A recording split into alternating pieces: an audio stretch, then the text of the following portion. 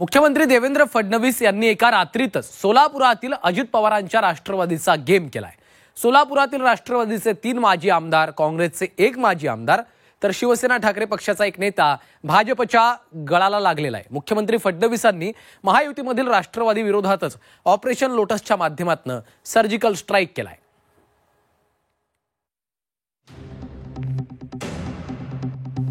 फडणवीसांचं सोलापुरात operation lotus. निवडणुकीआधी फडणवीसांचं बेरजेचं राजकारण। फडणवीसांचा विरोधकांसह अजितदादांनाही दणका। लोकसभा आणि विधानसभा निवडणुकीत सोलापूर जिल्ह्यात भाजपची मोठी पिछेहाट झाली होती। आगामी स्थानिक स्वराज्य संस्था निवडणुकीत कामगिरी उंचावण्याचं मोठं आव्हान भाजपच्या समोर आहे। शरद पवार आणि अजित पवारांच्या वाढत्या प्रभावाला शह देण्यासाठी फडणवीस आता मैदानात उतरलेत। फडणवीस माळशिरसच्या श्रीपुरात सुधाकर पंत परिचारक यांच्या पुतळ्याच्या अनावरणासाठी आले होते। त्या कार्यक्रमातच त्यांनी सूत्र फिरवायला सुरुवात केली। कार्यक्रमाच्या स्टेजवर सर्वपक्षीय नेत्यांनी फडणवीसांची भेट घेतली। राष्ट्रवादी शरद पवार पक्षाचे मोहोळचे आमदार राजू खरेंनी फडणवीसांच्या सोबत चर्चा केली। माढ्याचे आमदार अभिजित पाटील यांनीही फडणवीसांची भेट घेतली। करमाळ्याचे आमदार नारायण पाटील यांनीही फडणवीसांच्या सोबत संवाद साधला। राष्ट्रवादी शरद पवार पक्षाचे माढ्याचे खासदार धैर्यशील मोहिते पाटील देखील फडणवीसांना भेटले। मोहोळचे माजी आमदार राजन पाटील आणि फडणवीसांची भेट झाली।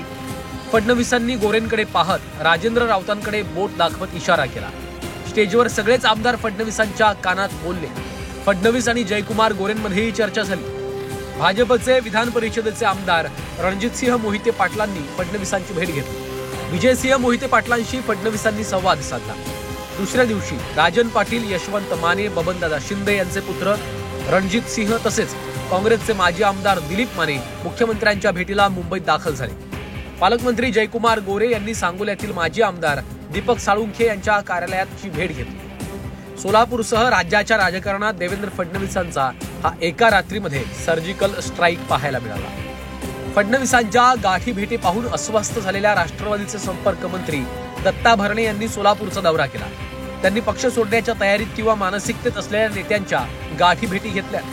पक्षातनं कुणीही सोडून निघाला नाहीये असं स्पष्टीकरण त्यांना यावेळी द्यावं लागलं। तरी आजपर्यंत कुणी आमच्याकडनं आमचा पक्ष सोडलेला नाही। त्यांचाही दादांवरती आणि दादांचा त्यांच्यावरती विश्वास आहे। त्या बाबतीमध्ये कुणी केलेलं नाही। जर त्यांचा कोणाचा गैरसमज असेल तर तो गैरसमज दूर करण्याचा प्रयत्न राष्ट्रवादी पक्षाच्या माध्यमातून दूर केला जाईल।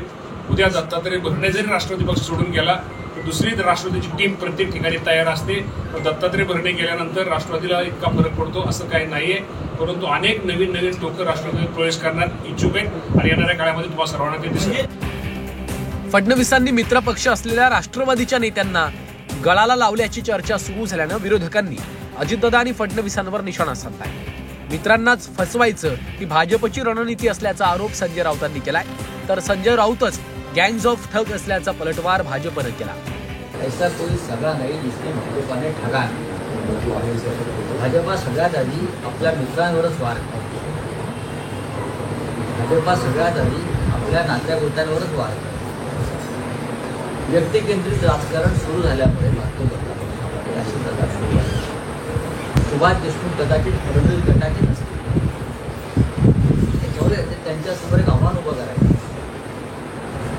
असं अनेक जिल्ह्यामध्ये आणि त्यातून असे प्रकार सुरू झाले असतील तर तो भाजपचा अंतर्गत प्रश्न। खरं तर खेकड्यासारखं मराठी माणसांचे पाय ओढण्याचं काम संजय राऊत यांच्या मार्फत अनेक वेळा केलं जातं आणि बेडूक उड्या देखील संजय राऊत सातत्यानं मारत असतात।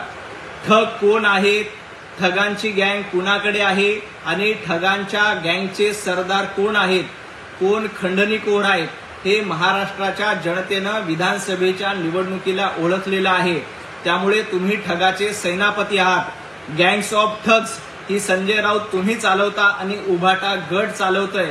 त्यामुळे ठगांबद्दल आणि मित्रांच्या पाठीत खंजीर खुपसण्याबद्दल संजय राऊत यांनी बोलू नये। राष्ट्रवादीचा डॅमेज कंट्रोलचा प्रयत्न फसल्याची चर्चा सोलापुरात आहे। भाजपच्या ऑपरेशन लोटसमुळे विरोधक किती घायल होतात याची उत्सुकता आहेच। शिवाय राष्ट्रवादीच्या सोलापुरातील गडाचे काही बुरुज ढासळण्याची चर्चा खरी ठरते का हे पाहावं लागणार आहे. अभिषेक आदेप्पा, झी 24 तास, सोलापूर.